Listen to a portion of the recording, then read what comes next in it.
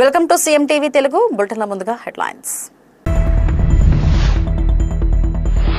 సోనం వాంగ్చుక్ ఆసుపత్రి నుంచి డిశ్చార్జ్, స్వయంగా ప్రకటించిన పర్యావరణ ఉద్యమకారుడు.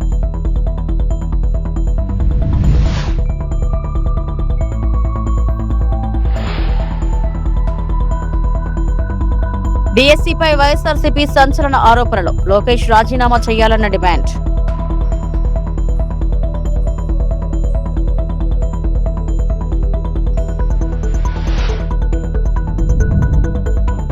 తూర్పుగోదావరిలోకి పెద్ద పులి, గ్రామాల్లో హై అలర్ట్.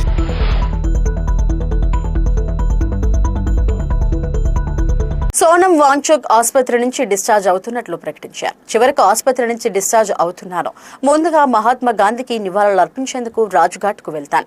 అనంతరం తిరిగి పర్వత ప్రాంతాలకు వెళ్తాను. నా ఆరోగ్యం కోసం ప్రార్థించిన ప్రతి ఒక్కరికి, ముఖ్యంగా గురుగ్రామ్లోని మేధాంత ఆసుపత్రి వైద్యులు, సిబ్బందికి హృదయపూర్వక ధన్యవాదాలని సోనం వాంగ్చుక్ సోషల్ మీడియాలో తెలిపారు. नमस्कार सभी को। आखिर आज वो दिन आया जब कि मैं इस अस्पताल से डिस्चार्ज हो रहा हूँ। काफ़ी बेहतर महसूस कर रहा हूँ, खा रहा हूँ धीरे धीरे और शरीर में भी जान आ रही है। आज मैं दिन में यहाँ से निकलते हुए और घर लद्दाख वापस जाने से पहले राजघाट पर बापू को श्रद्धांजलि अर्पित करने जाऊँगा। आप लोगों को याद होगा, ठीक ऐसे ही मैं जब स्विट्ज़रलैंड से आया था, अनशन शुरू करने से पहले राजघाट से हम श्रद्धांजलि अर्पित करके फिर जंतर मंतर आए थे। आज हम वही दोबारा करेंगे और उसके बाद अपने घर लद्दाख रवाना होंगे। जाते जाते आप सभी से मैं दिल की गहराइयों से शुक्रिया अदा करना चाहता था कि आप सब ने, छोटे बड़े, पास के दूर के, देश भर से सब आवाज़ में आवाज़ मिलाकर हम सब ने एक मुहिम, एक आंदोलन चलाई और हम कामयाब भी हुए और इसी तरह होते रहेंगे। आप सबसे हम जुड़े रहने की उम्मीद करते हैं। सबको सलाम, नमस्कार और जूले, जय हिंद। మెగా డిఎస్సీ పేరుతో ప్రభుత్వం భారీ మోసానికి పాల్పడుతుందని మాజీ ఎంపీ వైఎస్ఆర్సీపీ జాతీయ అధికార ప్రతినిధి మార్గాని భరత్ ఆరోపించారు. చంద్రబాబు నాయుడు పుట్టినరోజు కానుకగా ప్రకటించిన మెగా డిఎస్సీ అసలు మెగా డిఎస్సీ కాదని, అది బిగ్ ఫ్రాడ్ డిఎస్సీ అని విమర్శించారు. డిఎస్సీ ప్రశ్నపత్రం లీక్ నుంచి ఉద్యోగాల అమ్మకాల వరకు అనేక అవకతవకలు జరిగాయని ఆరోపించిన ఆయన, ఇన్ని అక్రమాలు జరుగుతున్నా విద్యాశాఖ మంత్రి నారా లోకేష్ బాధ్యత వహించరా అని ప్రశ్నించారు. డిఎస్సీ నియామకాల్లో పారదర్శకత పాటించాలని, అభ్యర్థులకు న్యాయం చేయాలని, ప్రభుత్వం వెంటనే చర్యలు తీసుకోవాలని మార్గాని భరత్ డిమాండ్ చేశారు. మెగా డిఎస్సి పేరుతో చంద్రబాబు నాయుడు గారు పుట్టినరోజు కానుక అని చెప్పి అప్పుడు పెద్ద ఎత్తున హడావిడి చేసి మెగా డిఎస్సి యొక్క నోటిఫికేషన్ రిలీజ్ చేశారు. నారా లోకేష్ ఎడ్యుకేషన్ మంత్రి, వారికి సూటిగా 10 ప్రశ్నలు లేవనెత్తుతా ఉన్నాం. ఈ 10 ప్రశ్నలకి మొత్తము మెగా డిఎస్సి ఒక దగా డిఎస్సి అనేది ఏ రకంగా ఉందనేది ఇవాళ నిరూపించిపోతా ఉన్నాం. ఇవాళ ప్రధానంగా 3.5 లక్షల మంది, 3,36,000 మంది ఇవాళ మెగా డిఎస్సి యొక్క పరీక్ష రాయడం జరిగింది. దాంట్లో సుమారుగా 16,000 ఉద్యోగాలు మీరు అందులో ఇవ్వడం జరిగింది. ఇవాళ ఒక్కటే అంశం చెప్తున్నామండి. గతంలో జగన్మోహన్ రెడ్డి గారు 1,20,000 ఉద్యోగాలు ఇచ్చారు. ఒక్క చోటైనా ఎక్కడైనా ఇంత ప్రశ్న వచ్చిందండి? ఎక్కడైనా ఎగ్జామినేషన్ పేపర్ లీక్ అవ్వడం అని కానీ, లేకపోతే పారదర్శకంగా లేదని కానీ, లేకపోతే ఇంకొకటి ఎక్కడైనా వచ్చిందా? ఎంత 100% నిఖార్సుగా ఆ రోజు పరీక్షలు జరిగినాయి. 1,20,000 ఉద్యోగాలు ఒక సింగిల్ స్ట్రెచ్ లో ఇచ్చిన గొప్ప నాయకుడు జగన్మోహన్ రెడ్డి గారు. ఇవాళ 16,000 ఉద్యోగాలకి ముప్పు తిప్పలు పెట్టి 3 చెరువులు నీళ్లు తాగిపిస్తూ దాంట్లో అక్రమాలు, అన్యాయాలు, యువత యొక్క భవిష్యత్తుని కాలరాసే విధంగా అంశాలు, ఇవాళ 10 అంశాలు నేను లేవనెత్తబోతా ఉన్నా. ఒకటి ప్రధానమైన అంశము, ఫస్ట్ ర్యాంక్ వచ్చిన వ్యక్తి ఎవరైతే నవీన్ అనే ఒక వ్యక్తి ఉన్నాడో, ఆ నవీన్ అనే వ్యక్తి జోన్ 2 కృష్ణా జిల్లా కేడర్లో అతనికి ఫస్ట్ ర్యాంక్ రావడం జరిగింది. ఆ ఫస్ట్ ర్యాంక్ వచ్చిన వ్యక్తికి ఎందుకు ఉద్యోగం కల్పించలేదనేది నా మొదటి ప్రశ్న. రెండో అంశము, ఒక అవుట్ సోర్సింగ్ కంప్యూటర్ ఆపరేటర్ ఆ ఎడ్యుకేషన్ డిపార్ట్మెంట్లో అనుకోండి, ఈ నవీన్ అనే వ్యక్తి అతను ఎగ్జామినేషన్ పేపర్ అతను పూర్తి స్థాయిగా తెలుసు అనేది అభియోగం. ఎందుకంటే అతను కంప్యూటర్ ఆపరేటర్ కాబట్టి అతనికి తెలుసు పూర్తి స్థాయిగా ఎగ్జామినేషన్ క్వశ్చన్స్ ఏమేమి వచ్చినాయి మొత్తం అంతా కూడా పూర్తిగా తెలుసు. అతను ఎగ్జామ్ రాశాడు. మరి అతను ఎగ్జామ్ రాసినప్పుడు అది పేపర్ లీక్ అయినట్టుగా భావిస్తారా లేదా అనేది. తూర్పుగోదావరి జిల్లాలో పులి సంచారం మళ్లీ మొదలైంది. నిన్నటి వరకు ఏలూరు జిల్లాలో ప్రజలకు కంటి మీద కునుకు లేకుండా చేసిన పెద్ద పులి తూర్పుగోదావరి జిల్లాలోకి ప్రవేశించింది. గోపాలపురం మండలం కరకపాడు నందిగూడెం అటవీ ప్రాంతంలో పులి సంచారం ధృవీకరించబడింది. కరకపాడు నందిగూడెం అటవీ ప్రాంతంలో పులి పాదముద్రలను అటవీ శాఖ అధికారులు కనుగొన్నారు. దీంతో సమీప గ్రామ ప్రజలు అప్రమత్తంగా ఉండాలని అధికారులు ఆదేశాలు జారీ చేశారు. నందిగూడెం, కరకపాడు, బుచ్చంపాలెం తదితర గ్రామాల్లో టామ్ వేసి ప్రజలను అప్రమత్తం చేశారు. పొలాల్లోకి ఒంటరిగా వెళ్లవద్దని ప్రజలకు హెచ్చరికలు జారీ చేశారు. మరోపక్క ఫారెస్ట్ అధికారులు అటవీ ప్రాంతంలో పులి జాడను ఆనుకునేందుకు ట్రాప్ కెమెరాలను ఏర్పాటు చేస్తున్నారు. డ్రోన్ కెమెరాల ద్వారా పులి కదలికలను గుర్తించేందుకు ప్రయత్నాలు చేస్తున్నారు.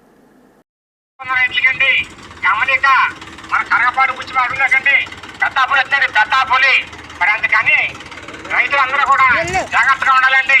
ఆవులు, గొర్రెలు, మేకలు, గేదెలు అయినా రోజు జాగ్రత్త పెట్టుకోనండి. మరి అందుకని రైతులు కూడా ప్రతి ఒక్కరు కూడా తొందరగానే సర్దుకుని ఇళ్ళకి వచ్చేయండి. పాడు బుచ్చి ఉన్న రైతులకండి గమనిక మన కరగపాడు బుచ్చి అడుగులేకండి పెద్దాపులు వచ్చాడు పెద్దాపులి. మరి అందుకని రైతులందరూ కూడా జాగ్రత్తగా ఉండాలండి. ఆవులు, గొర్రెలు, మేకలు, గేదెలు అయినా దూరలు జాగ్రత్త పెట్టుకోనండి. మరి అందుకని రైతులు కూడా ప్రతి ఒక్కరు కూడా తొందరగానే సర్దుకుని ఇళ్ళకి వచ్చేయండి. ఆంధ్రప్రదేశ్లో డిఎస్సీ నియామకాలపై వైఎస్ఆర్సీపీ మరోసారి తీవ్ర విమర్శలు చేసింది. నీట్ పరీక్షల అవకతవకలకు బాధ్యత వహిస్తూ కేంద్ర విద్యాశాఖ మంత్రి ధర్మేంద్ర ప్రధాన్ రాజీనామా చేశారని మాజీ ఎమ్మెల్యే పెట్ల ఉమాశంకర్ గణేష్ గుర్తు చేశారు. అదేవిధంగా ఏపీలో డిఎస్సీ నియామకాల్లో కూడా అక్రమాలు జరిగాయని, ప్రశ్నపత్రాల లీకేజీ, అవకతవకలపై మాజీ ముఖ్యమంత్రి వైఎస్ జగన్మోహన్ రెడ్డి ఆధారాలతో సహా బయటపెట్టారని ఆయన ఆరోపించారు. ఎన్డీఏ కూటమిలో భాగస్వామిగా ఉన్న నారా లోకేష్ కూడా నైతిక బాధ్యత వహిస్తూ రాజీనామా చేయాలని పెట్ల ఉమాశంకర్ గణేష్ డిమాండ్ చేశారు. అయితే ఈ ఆరోపణలపై ప్రభుత్వం లేదా సంబంధిత అధికారుల స్పందన రావాల్సి ఉంది. దర్యాప్తు లేదా అధికారిక ప్రకటనల ఆధారంగా పూర్తి వాస్తవాలు వెల్లడి కానున్నాయి. అందరికీ నమస్కారం అండి. నీట్ అక్రమాలకు బాధ్యత వహిస్తూ ఈరోజు కేంద్ర విద్యాశాఖ మంత్రి మరి రాజీనామా చేసిన సంగతి అందరం కూడా చూసాం. అయితే జాతీయ స్థాయిలో ఏదైతే నీట్ అక్రమాలు ఎంత తీవ్రమైనవో అదేవిధంగా ఆంధ్రప్రదేశ్ రాష్ట్రంలో కూడా లక్షలాది మంది విద్యార్థుల యొక్క భవిష్యత్తుతో ముడిపడిన ఈ డిఎస్సి అక్రమ ఆరోపణలు కూడా అంతే తీవ్రమైనవి. ఈ మధ్య చూసాం, మన గౌరవ రాష్ట్ర వైఎస్ఆర్ కాంగ్రెస్ పార్టీ అధ్యక్షుడు వై జగన్మోహన్ రెడ్డి గారు ఏదైతే ఆంధ్రప్రదేశ్ రాష్ట్రంలో డిఎస్సిలో ఏ విధమైన జరిగినాయో, అక్రమాలు జరిగినాయో ఆధారాలతో సహా ప్రజల ముందు కూడా పెట్టిన సంగతి చూసాం అందరం కూడా. అయినప్పుడు కూడా ఏమాత్రం కూడా ఈరోజు ఈ రాష్ట్ర ముఖ్యమంత్రి చంద్రబాబు గారు కానీ ఏదైతే విద్యాశాఖ చూస్తున్నారో నారా లోకేష్ గారు ఏమాత్రం పట్టించుకోకుండా మరి ఏ విధంగా ఉన్నారో మనందరం కూడా చూడడం జరుగుతుంది. అయితే ముఖ్యంగా ఈరోజు మధ్యాహ్నం చూసాం, ఏదైతే కేంద్ర మంత్రి గారు రాజీనామా చేసిన సంగతి అందరం చూసాం. మరి ఒకటే అడుగుతున్నా, ఈరోజు ఏదైతే ఈ ఆంధ్రప్రదేశ్ రాష్ట్రంలో తెలుగుదేశం పార్టీ ఉందో అది ఎన్డీఏతో భాగస్వామ్యం ఉంది.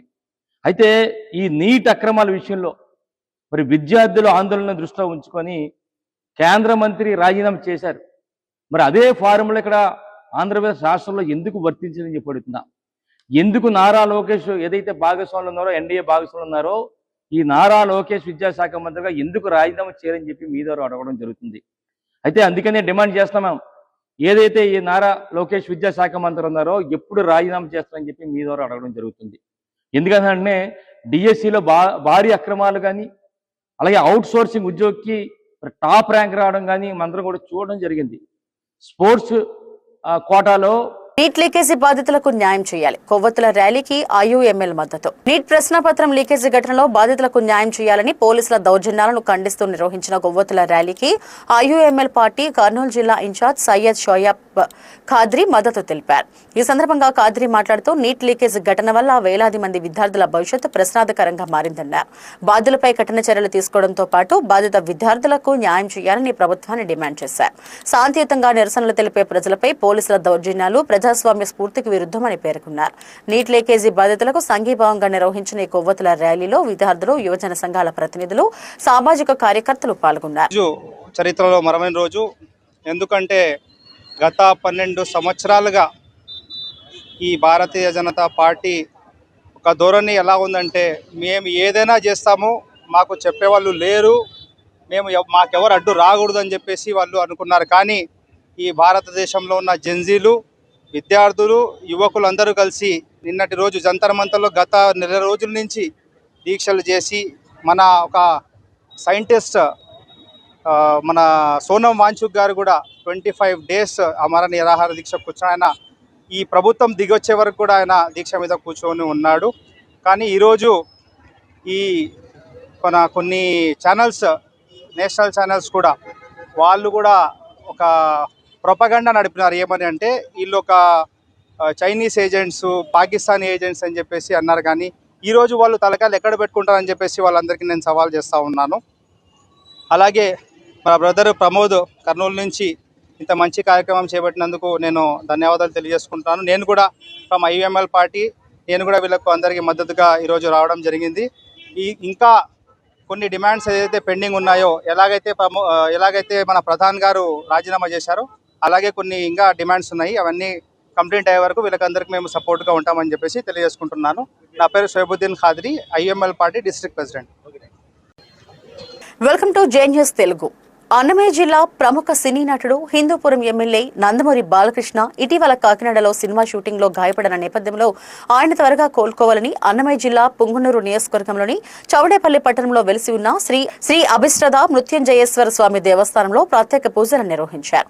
దక్షిణ భారతదేశంలోనే ఏకశిలా ధ్వజస్తంభం కలిగిన ఏకైక దేవాలయంగా ప్రసిద్ధి చెందిన ఈ ఆలయంలో స్థల పురాణం ప్రకారం అనారోగ్యంతో బాధపడుతున్న వారి పేరున 11, 22 లేదా 44 రోజుల పాటు అఖండ దీపారాధన నిర్వహిస్తారు. వారు త్వరగా కోలుకుంటారని భక్తుల విశ్వాసం. గతంలోని ఇటువంటి అనేక సంఘటనలు చోటు చేసుకున్నాయని పలువురు ప్రముఖులు ఈ దేవస్థానాన్ని దర్శించుకున్నారని నిర్వాహకులు తెలిపారు. ఈ నేపథ్యంలో నందమూరి బసవతారకం సేవా ట్రస్ట్, నందమూరి తారక రామారావు పేదల బడుగు సేవా ట్రస్ట్ ఆధ్వర్యంలో బాలకృష్ణ త్వరగా సంపూర్ణ ఆరోగ్యంతో కోలుకోవాలని ప్రత్యేక పూజలు, అఖండ దీపారాధన ప్రారంభించారు. ఈ సందర్భంగా ట్రస్ట్ ప్రతినిధులు మాట్లాడుతూ 44 రోజుల అఖండ దీపారాధన ముగింపు కార్యక్రమానికి బాలకృష్ణ సతీమణి హాజరు కానున్నట్లు తెలిపారు. ఈ కార్యక్రమంలో ట్రస్ట్ అధ్యక్షుడు బాలకృష్ణ, అప్పిరెడ్డి, స్థానిక తెలుగుదేశం పార్టీ నాయకులు బోయకొడ సుబ్బు, కళ్యాణ్ కుమార్ రెడ్డి తదితరులు పాల్గొన్నారు.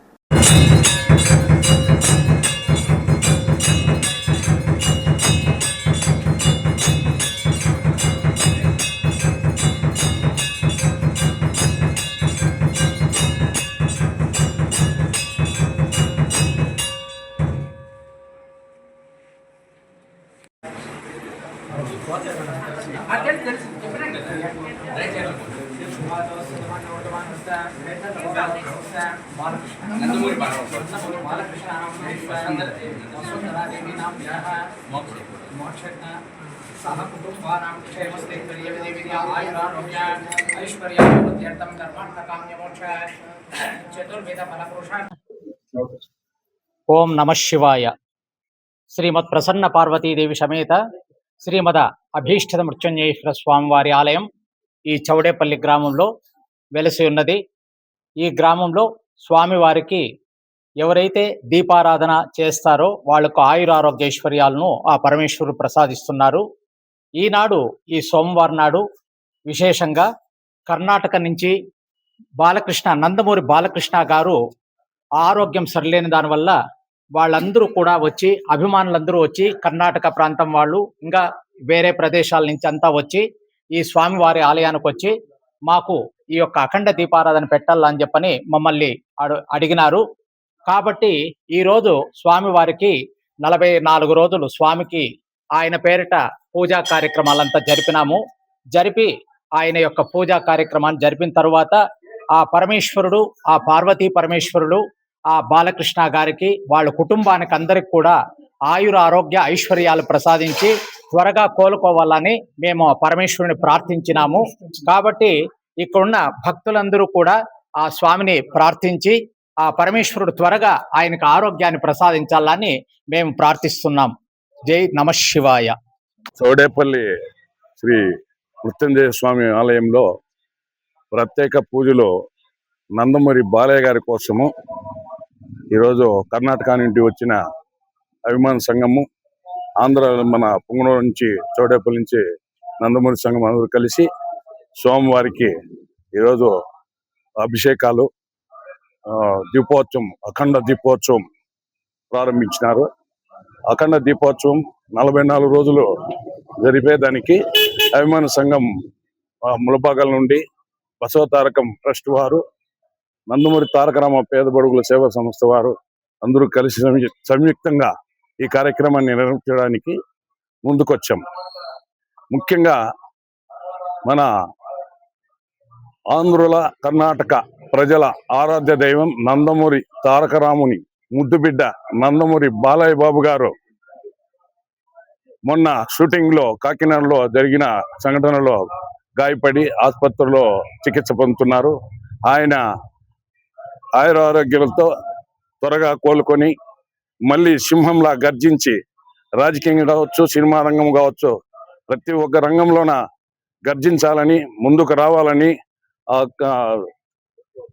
ఈ స్వామివారిని కోరుకుంటూ ఆ కలియుగ వెంకటేశ్వర స్వామి ఆశీస్సులు కూడా ఆయనకు కలగాలని, ఆయురారోగ్యాలతో అందరి సమక్షంలో అందరూ దీంట్లో రావాలని ఆయన మనస్ఫూర్తిగా మేము కోరుకుంటున్నాం. చిత్తూరు జిల్లా పూతలపట్టు నియోజకవర్గం కాణిపాకంలో డివైన్ స్టార్ తల్వార్ సుమన్ కు ఘన స్వాగతం. ఆంధ్రుల అభిమాన నటుడు, ఆధ్యాత్మిక నట ప్రవీణ డివైన్ స్టార్ తల్వార్ సుమన్ ఆంధ్రప్రదేశ్ చలనచిత్ర టెలివిజన్ రంగస్థల అభివృద్ధి సంస్థ డైరెక్టర్ గా నియమితులైన సందర్భంగా సోమవారం కాణిపాకంలోని శ్రీ వరసిద్ధి వినాయక స్వామి వారిని దర్శించుకున్నారు. ఆలయానికి చేరుకున్న ఆయనకు ఆలయ అధికారులు, జిల్లా ఈడిగ సంఘం సాధికార కమిటీ అధ్యక్షుడు బస్సు నాగరాజు గౌడ్, బంగారుపాళ్యం టీడీపీ మండల అధ్యక్షుడు ఎన్పి ధరణి ప్రసాద్, పాలక మండలి సభ్యుడు శివతో పాటు పలువురు నాయకులు, అభిమానులు ఘనస్వాగతం పలికారు. అనంతరం స్వామివారి ప్రత్యేక దర్శనం ఏర్పాటు చేయగా మూషిక మండపం వద్ద వేద పండితులు ఆశీర్వచనాలు అందించారు. ఆలయ ఏఈఓ రవీంద్రబాబు స్వామివారి తీర్థ ప్రసాదాలు, చిత్రపటాన్ని అందజేసి సత్కరించారు. దర్శనం అనంతరం మీడియాతో మాట్లాడిన తల్వార్ సుమన్, ఆంధ్రప్రదేశ్ ఫిలిం కార్పొరేషన్ లో డైరెక్టర్ గా బాధ్యతలు చేపట్టడం ఎంతో ఆనందంగా ఉందన్నారు. ఈ అవకాశం కల్పించేందుకు సహకరించిన ప్రముఖ నటుడు ఎమ్మెల్యే నందమూరి బాలకృష్ణకు ప్రత్యేక కృతజ్ఞతలు తెలిపారు.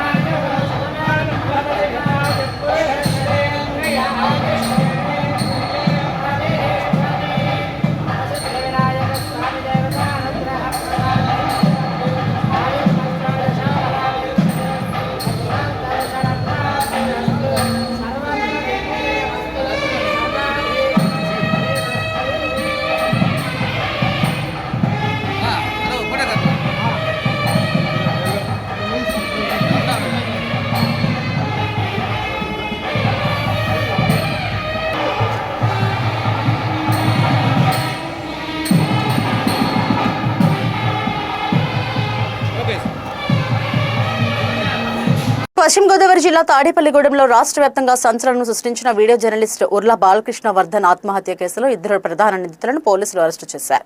ఈ విషయాన్ని తాడేపల్లిగూడెం డీఎస్పీ రవిచంద్ర మీడియా సమావేశంలో వెల్లడించారు. డీఎస్పీ తెలిపిన వివరాల ప్రకారం మృతుడు ఉర్లా బాలకృష్ణ వర్ధన్ తీసిన సెల్ఫీ వీడియో ఆధారంగా తమ్మిశెట్టి రంగా సురేష్, దేవ వెంకట శివలను ప్రధాన నిందితులుగా గుర్తించి అరెస్టు చేశారు. ప్రాథమిక విచారణలో రచ్చా మీడియాలో వీడియో జర్నలిస్ట్ గా పనిచేస్తున్న బాలకృష్ణ వర్ధన్ కు జీతం ఇవ్వకపోవడం, కులం పేరుతో దూషించడం, సోషల్ మీడియాలో వేధింపులకు గురి చేయడం వంటి కారణాలతో ఆయన తీవ్ర మనస్తాపానికి గురైనట్లు పోలీసులు తెలిపారు. ఆ తర్వాత సెల్ఫీ వీడియోలో తన మరణానికి తమ్మిశెట్టి రంగా సురేష్, దేవ వెంకట శివలే కారణమని పేర్కొంటూ ఆత్మహత్య చేసుకున్నట్లు వెల్లడించారు. మృతుడి తండ్రి లక్ష్మీనారాయణ ఫిర్యాదు మేరకు కేసు నమోదు చేసిన పోలీసులు కులం పేరుతో దూషించినందుకు ఎస్సీ, ఎస్టీ చట్టం కింద కూడా కేసు నమోదు చేసినట్లు తెలిపారు. అరెస్టు చేసిన 2 నిందితులను కోర్టులో హాజరుపరుస్తామని, కోర్టు ఆదేశాల మేరకు తదుపరి చర్యలు చేపడతామని డీఎస్పీ రవిచంద్ర వెల్లడించారు. ఈ కేసులో పోలీసులు వెల్లడించిన ప్రాథమిక విచారణ వివరాలు ఆరోపణలు మాత్రమే ఉన్నాయి. తుది నిజానిజాలు కోర్టు విచారణలో తేలాల్సి ఉంది. తాడేపల్లిగూడెం పట్టణంలో రచ్చ మీడియా అనేటువంటి మీడియా సంస్థలో జరిగినటువంటి రచ్చ గురించి, అందులో పనిచేసి మానుకున్నటువంటి ఒక ఎంప్లాయీ తాను పనిచేసిన కాలంలో అక్కడ తనకు వేధింపులు ఎదురైనాయని, తనను కులం పేరుతో దూషించడం జరిగిందని, అలాగే తనకు రావాల్సిన జీతం బకాయిలు కూడా ఇంకా పూర్తిగా చెల్లించలేదని, ఇలాంటి కారణాలతోటి వాళ్ళు మళ్ళీ మీడియా ప్రతినిధులతోటి మాట్లాడతాం. దాని మీద వాళ్ళు ఇరువురు వర్గాలు కూడా సోషల్ మీడియాలో ఒకళ్ళపై ఒకళ్ళు ఆరోపణలు చేసుకోవడం, ఇట్లాంటి జరిగిన సంఘటనల నేపథ్యంలో బాగా మనస్తాపం చెందినటువంటి బాలకృష్ణ వర్ధన్ అనేటువంటి ఈ ఎంప్లాయీ తన యొక్క సెల్ఫీ వీడియో ఒకటి తీసుకుని తన చావుకి రచ్చ మీడియా ప్రతినిధులైనటువంటి రంగ సురేష్ మరియు దేవ వెంకట శివ అనే వాళ్ళు కారణం అని చెప్పి సెల్ఫీ వీడియో తీసుకొని ఆత్మహత్య చేసుకొని ప్రాణాలను తీసుకోవడం జరిగింది. ఈ కేసు నందు వాళ్ళ తండ్రి గారి ఫిర్యాదు మేరకు ఆత్మహత్య ప్రేరేపణ మరియు వాళ్ళ కమ్యూనిటీ ఎస్సీ కమ్యూనిటీ అయినందువల్ల ఎస్సీ ఎస్టీ అట్రాసిటీ యాక్ట్ కింద కూడా కేసును నమోదు చేయడం జరిగింది. ఈ కేసులో ఇద్దరు ముద్దాయిల్లో A2 వెంకట శివ అనే అతన్ని నిన్న మధ్యాహ్నం, అలాగే రంగ సురేష్ అనే అతన్ని రాత్రి అరెస్ట్ చేయడం జరిగింది. వీళ్ళిద్దరిని కూడా ఈరోజు గౌరవ కోర్టు వారికి హాజరుపరిచి వారి ఉత్తర్వుల మేరకు తదుపరి చర్యలు తీసుకోవడం జరుగుతుంది. Thank you. ఇవి ఇప్పటివరకు నా బులెటిన్ అప్డేట్స్. నమస్తే.